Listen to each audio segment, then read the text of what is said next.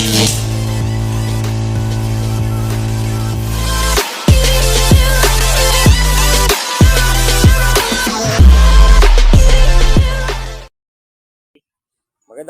hapon sa inyo mga makagala.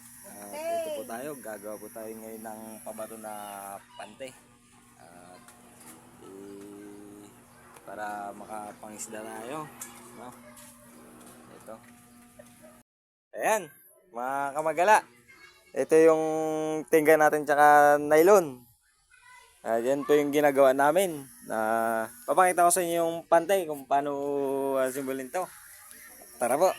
Punta tayo.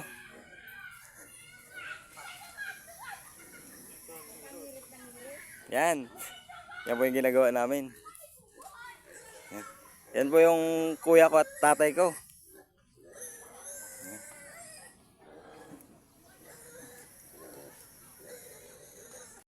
Uy, dito tayo. Balik tayo sa ating ginagawa. Mga kamagala. Dito sa inaano natin na tingga. Ayan. Yan yung asawa ng ano ko, ng kuya ko. Ayan. Okay. Sabahan niyo kami kung paano maggawa. Kumuha ka ng tingga, kutsilyo, sa plywood. Puputulin lang natin yan. Ganito lang. Ayan. Us mo lang. Tapos kaya putulin. Tapos ito naman saan gagantuhin natin para matanggal yung talim, para hindi masira yung ating pante na ginagawa. Okay. Ayan.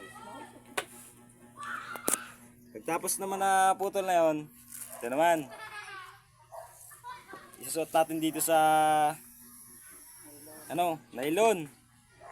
Tapos yan, ito isuot natin sa nylon. Yan, tapos diretso na yan. Yan yung mga nagawa namin. Yan, marami-rami na rin. Marami pa kami puputulin, mga kamagala.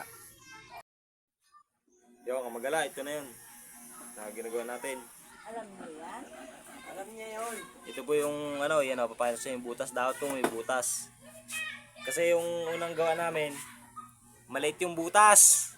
Pwede namin may pasok tong Hindi kakainin yung buka. nylon. Yan. Ayaw. Tapos, pag naputol na natin, napasok natin dito sa nylon. Yan. Ito. Yan, ganyan lang po. Tapos, ito yung ating palutang. Para ikakabit natin, gaganto natin yan.